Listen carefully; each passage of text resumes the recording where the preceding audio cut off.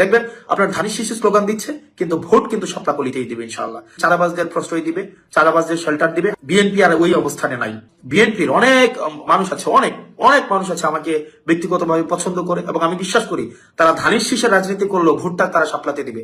একই সাথে সাথে অন্য রাজনৈতিক দলের যারা আছে তারা আমাকে এলাকার ছেলে হিসাবে, রেয়াজউদ্দিনের ছাত্র হিসাবে, আমি উপজেলার সন্তান হিসেবে, রসুলপুরের সন্তান হিসেবে, নদীর ওই পারে সন্তান হিসেবে, নদীর এই পারে আমার থাকা, আমি প্রত্যেকটা ইউনিয়নের সাথে আমার ব্যক্তিগতভাবে যে সম্পর্ক, সেই সম্পর্কের কারণে মানুষ আমাকে গ্রহণ করে নিয়েছে, ইতিমধ্যে গ্রহণ করে নিয়েছে, এবং সেটির বহিঃপ্রকাশ সেটি ঘটবে 12ই ফেব্রুয়ারি। আমি আপনাদের কাছে চাঁদা নিতে কোনোদিন, আমি গত 1.5 বছরে যাই নাই, কোনোদিন যাবো না। গত 1.5 বছরে চাঁদা কারা আপনাদের কাছে নিতে গিয়েছে আপনারা তাদেরকে দেখেছেন, এবং তাদের ভয় পেয়ে গিয়েছে, এবং ইতিমধ্যে আপনারা তাদেরকে বলতে শুনবেন যে আমরা গত 1.5 বছরে চাঁদার কারণে আমাদের ভোট কমে যাচ্ছে, কিন্তু আমরা কারো কাছে 100 টাকার জন্য যাই নাই, কিন্তু আমরা ভোট পাওয়ার জন্য আপনাদের কাছে আমরা ভিক্ষা চাইবো প্রয়োজনে। এবং কারা আমাদের সাথে আছে, সমাজে শিক্ষিত, মার্জিত, ভদ্র, যারা ইতিবাচক পরিবর্তন চায়, বিভিন্ন নানা শ্রেণী পেশার মানুষ রেমিটেন্স যুদ্ধে আমাদের পাশে আছে। অপরদিকে দেখবেন অন্যদিকে কারা আছে, দেখবেন মাটি কাটার সাথে যারা জড়িত, মাটি খুর, যারা চাঁদাবাজ, যারা মামলাবাজ, যারা দীর্ঘ 1.5 দশকের বেশি সময় ধরে যারা সিএনজি স্ট্যান্ড দখল করেছে, যারা অ্যাম্বুলেন্সের টাকা খায়, যারা জমি দখল করে, যাদের মনে ইতিমধ্যেই ভয় ঢুকে গিয়েছে, যারা ঋণ খেলাপি, যারা রাষ্ট্রের অর্থ মেরে দিয়েছে, যারা রাষ্ট্রের অর্থ বছরের পর বছর রাষ্ট্রের অর্থ যারা দিচ্ছে না, ওইসব মানুষ একটা পক্ষে রয়েছে। আপনারা কাকে নির্বাচিত করবেন তার অর্থের উৎস সম্পর্কে আপনার জানা উচিত। আপনার আমার অর্থের উৎস আপনারা জানার জন্য, আমি কোন জায়গা থেকে আমি ইনকাম করি সেটা জানার জন্য আপনারা আপনাদের মোবাইল থেকে আপনারা গুগলে সার্চ করবেন www.acs.com। এসিএস দিয়ে acs.com দিলে আপনি সার্চ করলে আপনি পেয়ে যাবেন, অথবা SOE.com দিয়ে আপনি সার্চ করলে, স্কুল অফ এক্সিলেন্স সার্চ করলে আপনারা পেয়ে যাবেন। আমার ওখানেই এই বছরের যে আয় হয়েছে সেটি আপনারা দেখতে পারবেন। আমি আমার রিটার্ন জমা দিয়েছি, আপনারা সেটিও চাইলে দেখতে পারবেন। এবং আপনারা ইউটিউবে যদি সার্চ করেন, যে আমার ক্লাস লিখে সার্চ করেন, সেখানেও আমার ক্লাস পেয়ে যাবেন, এবং সেখানে কোর্সের অ্যাডভার্টাইজ করা আছে, সেটিও আপনারা পেয়ে যাবেন। সেটি দিবালোকের মতো স্পষ্ট এবং স্বচ্ছ। তবে একটা অংশ লিখতেও পারে না, একটা অংশ আছে যারা 2 লাইন বাংলাও লিখতে পারে না, 2 লাইন ইংরেজিও লিখতে পারে না, তারা অবশ্যই এগুলো দেখতে পারবে না। কারণ তারা জীবিকা নির্বাহ করে নদীর মাটি কেটে, যারা জীবিকা প্রত্যেকদিন বর্ডারে যায় ইয়াবা সেবন করতে, এবং নেতার সাথে বসে যারা মাদক সেবন করে, এদের এই যে একটা বুদ্ধিবৃত্তিক যে যতটুকু প্রয়োজন, যে এইটা বোঝার জন্য, এটা এক লাইন একটা পেজ ইংরেজিতে পড়ার জন্য যতটুকু সামর্থ্যের প্রয়োজন, তাদের নেতাকর্মীদের এই জায়গাটা নেই। তো আমি আপনাদেরকে বলবো, আমাদের নেতাকর্মীদেরকে বলবেন, আপনাদেরকে পরে শোনাই দিবে কিভাবে আসলে এই যে অর্থের উৎসটা আপনাদেরকে শোনাই দিবে। যদি না বুঝেন তাহলে বাংলায় এটাকে ট্রান্সলেট করে দিবে, তাহলে যেন আপনাদের বুঝতে সুবিধা হয়। এবং এখানে আপনারা যারা আছেন, কাঁচা বাজার দখল করেছেন, যারা নিজের পেশা নাই, নিজের নির্দিষ্ট কোনো পেশা নাই, যাদের পেশাই আরেকজনের জমি দখল করা, যারা তাদেরকে দেবিদ্বারবাসী আবার প্রতিহত করবে, দেবিদ্বারবাসী প্রতিহত করবে। এবং মাথায় রাখুন, আপনার দল আপনাকে প্রতিহত করবে। আপনি যদি মনে করে থাকেন আপনার দল আপনাকে সমর্থন দিবে, বিএনপি আর ওই অবস্থানে নাই, বিএনপি আর ওই জায়গায় নাই যে চাঁদাবাজদের প্রশ্রয় দিবে, চাঁদাবাজদের শেল্টার দিবে। আমি বিশ্বাস করি, আমি আস্থা রাখি, দেখবেন আপনার ধানের শীষে স্লোগান দিচ্ছে, কিন্তু ভোট কিন্তু শাপলাকলিতেই দিবে ইনশাআল্লাহ। তাদেরকে তো দেশের মানুষ 1971 সালেই দেখেছে। কিছু কিছু মানুষ বা কোনো কোনো গোষ্ঠী ইদানিং বলতে শুনেছি, বা বিভিন্ন জায়গায় কেউ কেউ সোশ্যাল মিডিয়ায় বলে যে অমুককে দেখলাম, তমুককে দেখলাম, তমুককে দেখলাম। এবার অমুককে দেখুন। যাদের কথা বলে অমুককে দেখুন, প্রিয় সহকর্মীবৃন্দ, তাদেরকে তো দেশের মানুষ 1971 সালেই দেখেছে। 1971 সালে তারা তাদের নিজেদের স্বার্থ রক্ষার্থে কিভাবে লক্ষ লক্ষ মানুষকে হত্যা করেছে, ঠিক যেভাবে পতিত স্বৈরাচার পালিয়ে যাবার আগে হাজারো হাজারো মানুষকে হত্যা করেছিল ক্ষমতা ধরে রাখার জন্য। এই যাদেরকে কেউ কেউ বলে যে একবার দেখুন না এদেরকে, তাদেরকে দেশের মানুষ 71 সালেই দেখেছে নিজেদের রাজনৈতিক স্বার্থ রক্ষার্থে লক্ষ লক্ষ মানুষকে শুধু হত্যাই করেনি, তাদের সহকর্মীরা কিভাবে মা বোনদের ইজ্জত পর্যন্ত লুট করেছিল। এই কথাটি আমাদেরকে মনে রাখতে হবে। প্রিয় ভাই বোনেরা, এই মুহূর্তে আমরা যদি দেখি, আমরা আগামী 2 মাস পরে একটি নির্বাচন প্রত্যাশা করছি। এই দেশটি গত 16 বছর যেই স্বৈরাচার পালিয়ে গিয়েছে, যেই স্বৈরাচারকে বাংলাদেশের জনগণ বিতাড়িত করেছে আন্দোলনের মাধ্যমে, সেই স্বৈরাচার এই দেশের প্রত্যেকটি ক্ষেত্রকে কিভাবে ধ্বংস করে দিয়ে গিয়েছে, এটি আমরা জীবনের পরতে পরতে অনুভব করতে পারি।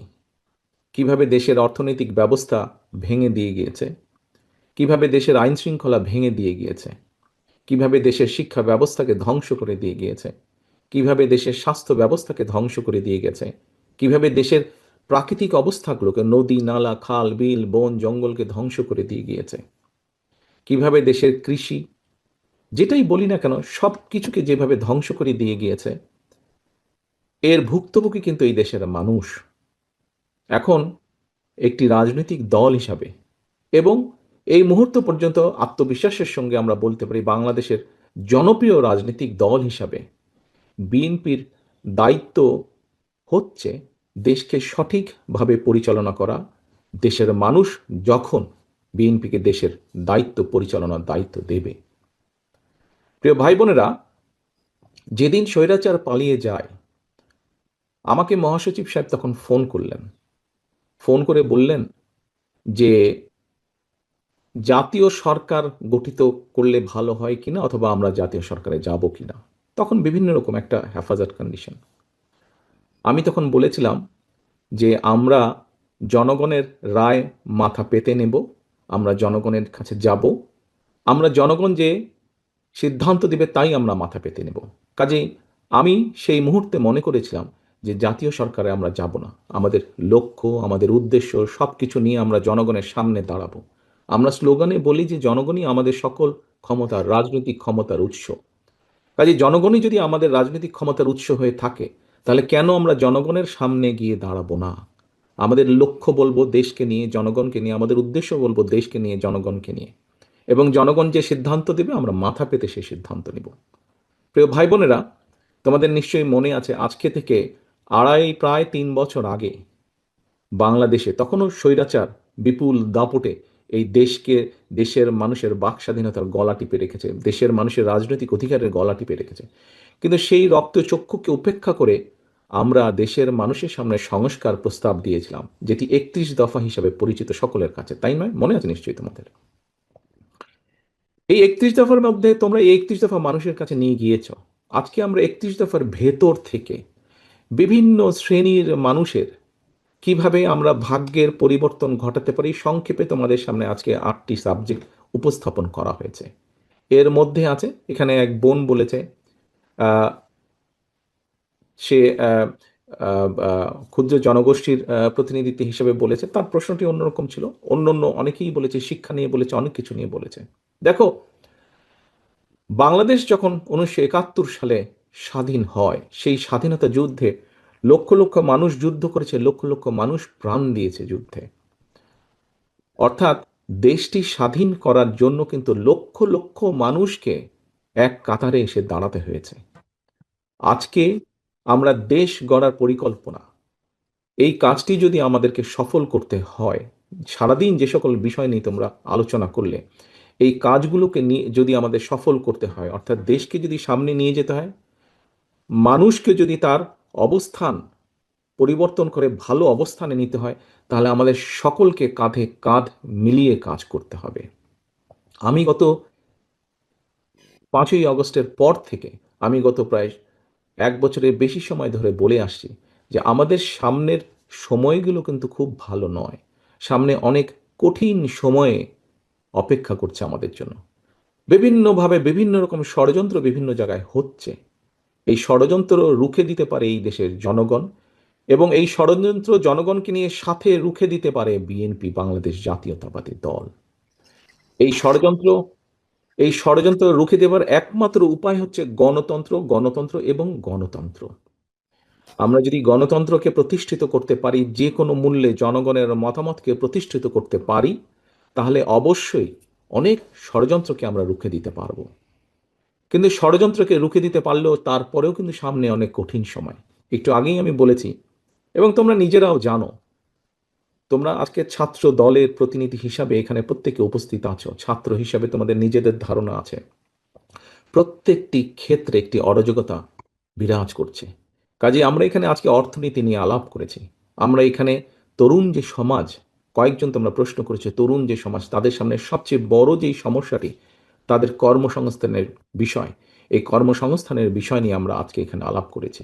আমরা দেশের মানুষের স্বাস্থ্য নিয়ে এখানে আলোচনা করেছি। আমরা এখানে দেশের যে অর্ধেক সমাজ নারী সমাজ, এই নারী সমাজকে কিভাবে এম্পাওয়ার করা যায় এবং তাদের কন্ট্রিবিউশনকে সমাজের মধ্যে নিয়ে আসা যায় এবং যেটার শুভ ফল দেশের অর্থনীতি, দেশের সমাজ ব্যবস্থা, পরিবার, স্বাস্থ্য সবকিছুর উপরে সে শুভ অবস্থাটা পড়বে, কিভাবে সেটা করা যায় তা নিয়ে আমরা আলোচনা করেছি। দেশের পরিবেশ নিয়ে আমরা আলোচনা করেছি, দেশের শিক্ষা ব্যবস্থা নিয়ে আমরা আলোচনা করেছি, কিভাবে শিক্ষা ব্যবস্থাকে আমরা গড়ে তুলতে পারি, কিভাবে শিক্ষকদেরকে আমরা গড়ে তুলতে পারি সুন্দরভাবে, কারণ শিক্ষকদেরকে যদি আমরা গড়ে তুলতে পারি তাহলে ভবিষ্যৎ শিক্ষা ব্যবস্থাকেও সুন্দরভাবে গড়ে তুলতে পারবো। কিন্তু এই কাজগুলো করা কিন্তু কঠিন কাজ, নট ইম্পসিবল, কিন্তু অনেক কঠিন কাজ। এবং দেশ এবং জাতিকে যদি নেতৃত্ব দিতে হয় তাহলে অবশ্যই একটি পরিকল্পনা আমাদের সামনে থাকতে হবে। প্রিয় ভাই বোনেরা, তোমরা আজকে যখন এই হলে এসে বসেছো, তোমাদের আলোচনা শুরু হয়েছে, তোমরা যে আলোচনা শুরু হবার সময় তোমাদেরকে প্রত্যেকে একটা করে ফোল্ডার দেওয়া হয়েছে এবং কিছুক্ষণ পরে, খুব সম্ভবত লাঞ্চের পরে, তোমাদের সকলকে আলাদা আবার হাতে হাতে একটা লিফলেট দেওয়া হয়েছে না তোমাদের? সেই লিফলেটের মধ্যে কি আছে? সেই লিফলেটের মধ্যে কি আছে আমি বলছি। আলাদা একটি লিফলেট তোমাদেরকে দেওয়া হয়েছে। এখানে সোহেল, আজকে যে অনুষ্ঠান পরিচালনা করছে আমাদের জয়েন্ট সেক্রেটারি সোহেল, তার বক্তব্যে সোহেল কিন্তু একটি গুরুত্বপূর্ণ কথা বলেছে। আমি ব্যক্তিগতভাবে বিশ্বাস করি একটি বিষয়, আমরা যতগুলো পরিকল্পনা নিয়েছি, এই পরিকল্পনাগুলোকে সফল করতে হলে যেরকম আমাদের যোগ্য ব্যক্তিদেরকে বিভিন্ন জায়গায় দায়িত্ব দিতে হবে, কিন্তু তার থেকেও দুইটি বড় ইম্পর্টেন্ট বিষয় আছে, যেই দুইটি বিষয়কে যে কোনো মূল্যে আমাদেরকে অ্যাড্রেস করতে হবে। এবং এই দুইটি বিষয়কে যদি আমরা অ্যাড্রেস করতে না পারি, আমাদের পুরো জাতি এবং দেশ সংকটের মধ্যে পড়বে। কি দুটি বিষয়? এক, দুর্নীতি, যে কোনো মূল্যে এই দুর্নীতির লাগাম টেনে ধরতে হবে। দুই, আইন শৃঙ্খলা পরিস্থিতি, যে কোনো মূল্যে আইন শৃঙ্খলা পরিস্থিতির লাগাম টেনে ধরতে হবে। যদি আমরা দুর্নীতি এবং আইন শৃঙ্খলা যদি আমরা দুর্নীতি এবং আইন শৃঙ্খলার লাগাম টেনে ধরতে না পারি, তাহলে আমরা যে পরিকল্পনাগুলি গ্রহণ করেছি মানুষের স্বাস্থ্য নিয়ে, দেশের ভবিষ্যৎ সন্তানদের শিক্ষা ব্যবস্থা নিয়ে, নারী সমাজকে এম্পাওয়ার করার জন্য, দেশের কৃষি ব্যবস্থা, প্রত্যেকটি পরিকল্পনা আমাদের বাধাগ্রস্ত হবে, স্লো হয়ে যাবে আমাদের। সেজন্যই আমাদের সরকার গঠনের সুযোগ পাওয়ার সাথে সাথে সর্বপ্রথমে আমাদেরকে নজর দিতে হবে, সর্বপ্রথমে আমাদেরকে ব্যবস্থা করতে হবে দুর্নীতির লাগাম কিভাবে আমরা টেনে ধরব। প্রিয় ভাই বোনেরা, তোমাদের হাতে যে লিফলেটটা দেওয়া হয়েছে, এই লিফলেটের মধ্যে একদম তথ্য দিয়ে উপস্থাপন করা হয়েছে যে বিএনপি 2001 সাল থেকে 2006 সাল পর্যন্ত যখন দেশ পরিচালনার দায়িত্বে ছিল, তার আগে এই যেই স্বৈরাচারকে বিদায় করা হয়েছিল, সেই স্বৈরাচার যখন দেশ ক্ষমতায় ছিল, সেই সময় কিভাবে তারা দুর্নীতিতে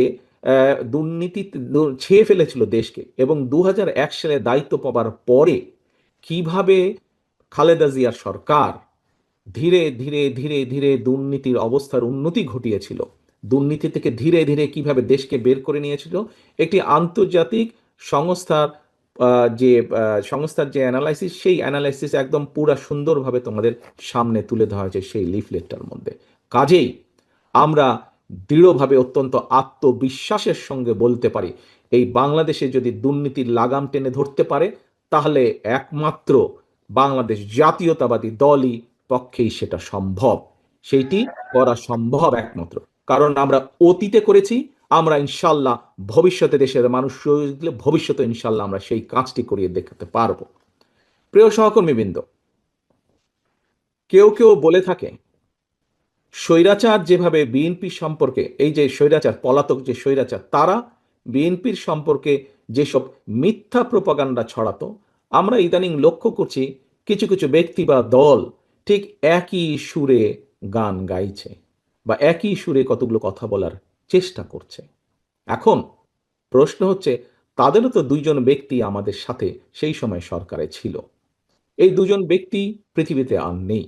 দুজনই সিনিয়র মানুষ, দুজনেই সিনিয়র রাজনীতিবিদ ছিলেন। তারা তারা গত হয়েছেন। কাজেই যে মানুষ নেই তাদের সম্পর্কে অবশ্যই খারাপ কথা বলা উচিত নয়। তাদের প্রতি পরিপূর্ণ সম্মান রেখেই বলতে চাই, সেই দুইজন ব্যক্তির বিএনপি সরকারে শেষ দিন পর্যন্ত থাকা প্রমাণ করে দেয় দুটো জিনিস প্রমাণ করে যৌক্তিকভাবে। এক, তারা অবশ্যই পূর্ণ কনফিডেন্স ছিল খালেদা জিয়ার উপরে যে খালেদা জিয়া দুর্নীতির বিরুদ্ধে যুদ্ধ করছে, সেজন্যই তারা শেষ দিন পর্যন্ত ছিল। সেজন্যই তারা শেষ দিন পর্যন্ত ছিল। এখন তাদের দলের অন্য যে যত বড় বড় কথা বলি কি না কেন, খালেদা জিয়া শেষ দিন পর্যন্ত দুর্নীতির বিরুদ্ধে যুদ্ধ করেছে এবং দুর্নীতির অবস্থার পরিবর্তন ঘটেছে, এই আত্মবিশ্বাস তাদের মধ্যে ছিল। তারা দেখেছিল সেই সরকারকে, কারণ তো সরকারের ভেতরেই ছিল। সেজন্যই তারা শেষ দিন পর্যন্ত এই বিএনপি সরকারের সাথে তারা ছিল। আমরা এইভাবেই ধরে নেব, আমরা অন্য কিছু বলতে চাই না। কেউ কেউ বলে থাকে যে তাদেরই কেউ কেউ বলে থাকে যে তাদের বিরুদ্ধে কোনো কিছু অভিযোগ পাওয়া যায় না। আজকে যখন নিরপেক্ষ কোর্ট বসেছে, স্বৈরাচারের সময় আমরা দেখেছি কিভাবে আদালতকে ইনফ্লুয়েন্স করা হতো, কিন্তু স্বৈরাচার পালিয়ে যাওয়ার পরে মোটামুটি আমরা বলতে পারি যে আদালত এখন নিরপেক্ষতা আমরা আশা করি। সেই নিরপেক্ষ আদালত থেকে আমরা দেখেছি কারো বিরুদ্ধেই কোনো জিনিস প্রমাণিত হয়নি, এটি ছিল প্রোপাগান্ডা। কাজেই আমাদেরকে আজকে এই এই এই কনক্লুশনই আসতে হবে যে একমাত্র বিএনপি পেরেছিল দেশকে দুর্নীতি থেকে বের করে নিয়ে আসতে। ইনশাল্লাহ আগামী দিনেও বিএনপি পারবে। এবার আসো আইন শৃঙ্খলা। এবার আসো আরেকটি বিষয় আমি উল্লেখ করতে চাই তোমাদের সামনে, সেটি হচ্ছে আইন শৃঙ্খলা পরিস্থিতি। প্রিয় ভাই বোনেরা, তোমাদের অনেকেরই বয়স তখন আজকে থেকে অনেক কম ছিল, কিন্তু তোমরা নিশ্চয়ই শুনেছ অনেক মানুষের কাছে, সহকর্মী হোক, পরিবারের সদস্য হোক, আত্মীয় স্বজন হোক, বিগত বিএনপি সরকারের সময় আমরা বিভিন্ন আইন শৃঙ্খলা বাহিনী তৈরির মাধ্যমে আমরা দেশে আইন শৃঙ্খলা পরিস্থিতির উন্নতি ঘটিয়েছিলাম। হ্যাঁ, পরবর্তীকালে আমরা দেখেছি যে এই যে বিগত যে স্বৈরাচার পালিয়ে গেছে, তারা তাদের ক্ষমতার অপব্যবহার করে সেই আইন শৃঙ্খলা বাহিনীকে রাজনৈতিক স্বার্থে ব্যবহার করেছিল এবং রাজনৈতিক স্বার্থে ব্যবহার করে পুরো জাতি দেশকে বিশ্বের সামনে কলঙ্কিত করেছে। সেই আইন শৃঙ্খলা বাহিনীকেও তারা কলঙ্কিত করেছে, সেটি হচ্ছে তারা অপব্যবহার করেছিল। কিন্তু বিএনপি দেশের স্বার্থে কোনো কিছু বিবেচনা, রাজনৈতিক প্রিফারেন্স না দিয়ে বরঞ্চ কিভাবে মানুষের শান্তি শৃঙ্খলা প্রতিষ্ঠিত করা যায়, কিভাবে দেশের আইন শৃঙ্খলা প্রতিষ্ঠিত করা যায়, তার প্রতি মনোযোগী ছিল। সেটাই ছিল বিএনপির কাছে প্রায়োরিটি। কাজেই তোমাদের নিশ্চয়ই তোমাদের ধারণা আছে, মনে আছে যে মোটামুটিভাবে সেই সময় 2003, 4, 5, 6 দিকে মোটামুটিভাবে ধীরে ধীরে আইন শৃঙ্খলা পরিস্থিতি ধীরে ধীরে উন্নতি হতে থাকে।